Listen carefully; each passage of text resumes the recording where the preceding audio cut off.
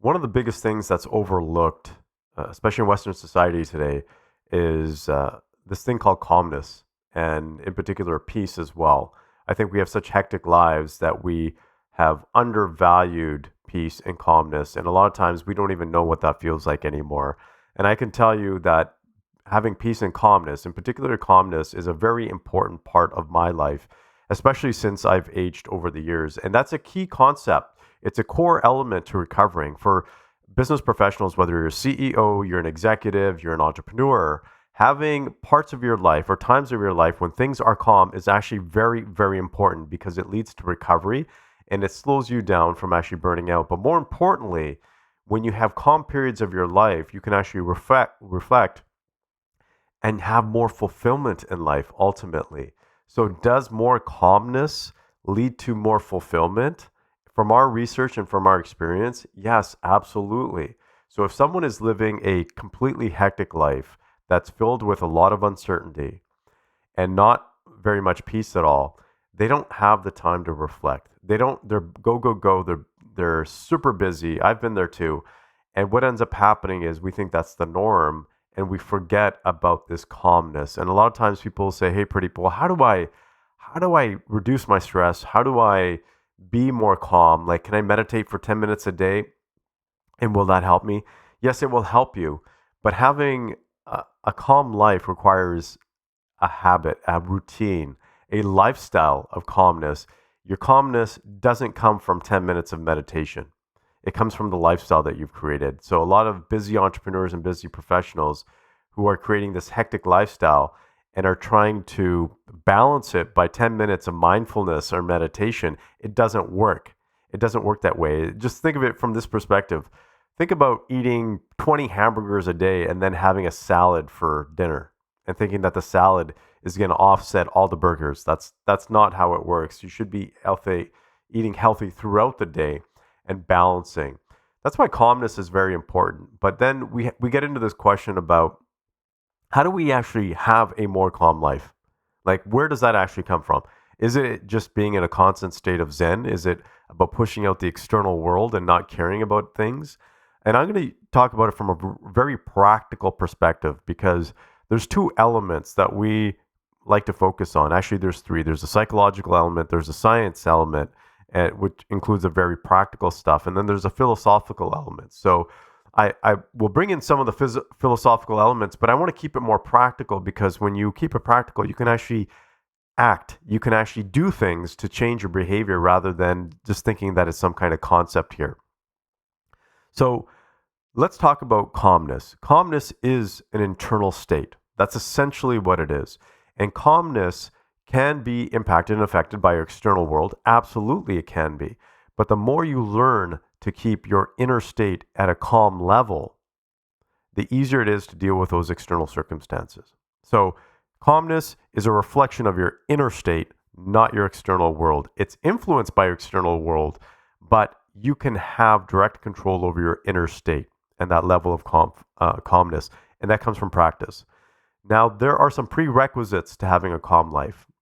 From my personal experience, and again from our research and the work that we've done, is that there's a number of elements, and I call them the C's. Before you can have a calm life, there has to be some, you can say, level of certainty. A level of certainty that either you're going to be okay, that you are going to have the things that you want to have, that your life is not going to fall apart, that you are a soul rather than a physical being and nothing can harm you, and that whatever you are doing, your soul is intact and cannot be hurt. These are just some examples, but I'm sharing with you that there needs to be some level of certainty because when things are uncertain internally, I'm not talking about externally. So you can be in a very, let's just say, a situation where your business isn't going well, and that's in a challenging state. But if you have some certainty internally that you are going to come through that phase of your business okay, then you're going to have that level of calmness, right? So we're talking about the internal level of certainty, even though the external, whatever it might be, is still uncertain. So yes, those two states can exist at the same time. Things can be in absolute chaos in your external world, but you can still have certainty inside. So that's a prerequisite to being calm or having calmness in your life. But in order to be certain about something, you have to have a certain level of also confidence. And confidence is, let's just say, an innate belief in your skills, your ability, whatever it is. But there has to be some level of confidence. If you don't have confidence within yourself, you won't have certainty. So confidence can be, hey, I have confidence that I can get through this because I've done it before. I've gone through tough business challenges in the past, and therefore I can get through it again. That's what confidence is. And that confidence then leads to certainty. And again, that confidence is internal. And prior, or the prerequisite to having confidence, is having inner control. And this is very, very important. Again, this is not external control. You cannot have control over your spouse. You can't have control over your employees or your clients or what's going to happen out in the world, but you can have control over yourself, and more importantly, how you react. And that is the key element here. It's your reaction and your response that you need to have control over, and your inner state. And so if you have control over your inner state, you can have confidence in yourself. So then there's also another element that's very important as well. And it's the beginning, it's the building block of everything. It's the building block of having calmness, because if you don't have this, you're not going to have calmness. So it all works backwards. It goes from calmness to having certainty, and then having confidence, which comes from control. And then it comes down to this one element, which is clarity. And it's very, very important. If you have clarity in your life, you will have more inner control. But when there is a lack of clarity, or when there is ambiguity, there is, you can say, next to no inner control, or very little inner control. Because when you think about what inner control is, it's essentially this. It's two things. It's the decisions you make and the actions you take that you are taking control of.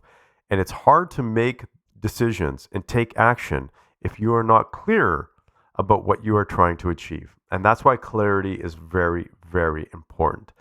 And clarity comes from things like, yes, having an objective, having a goal, but even prior to having that goal, what is it that you truly want?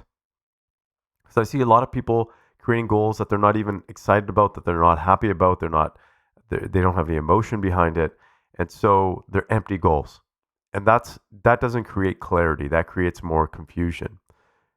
So prior to that, you have to be very clear about what it is you want in life. And have that extreme clarity. I'm not even talking about somewhat clarity. I'm talking about extreme clarity. Because from that extreme clarity, you can create the goals that you need and then take your inner control, which is making effective decisions. The number one challenge I believe that people have, and that directly relates to not having calmness in their life, is that they're not confident with the decisions that they're making and the actions that they're taking. And that's essentially it. Because think of it this way.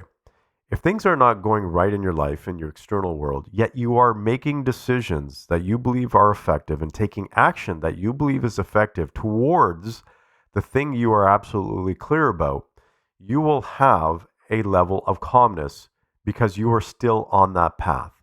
So it's regardless of the storm around you, you know that you're walking on the correct path towards the destination that you're moving towards. That's where calmness comes from, not necessarily the external world. So let me just rephrase this. In order for you to have calmness in your life, there are prerequisites. And those prerequisites are somewhat linear. They're not fully linear, but they are somewhat linear. You need to have certainty. And in order to have certainty, you need to have confidence. And in order to have confidence, you need to have control, which is essentially control over your decisions and actions. But in order to do that, you need to have an extreme level of clarity. So if you're lacking calmness, first take a look at each of those elements. But I can almost guarantee, I think a lot of the times, it comes down to having a lack of extreme clarity. So those are the elements. If you nail those, you will have more calmness in your life. I can almost guarantee it.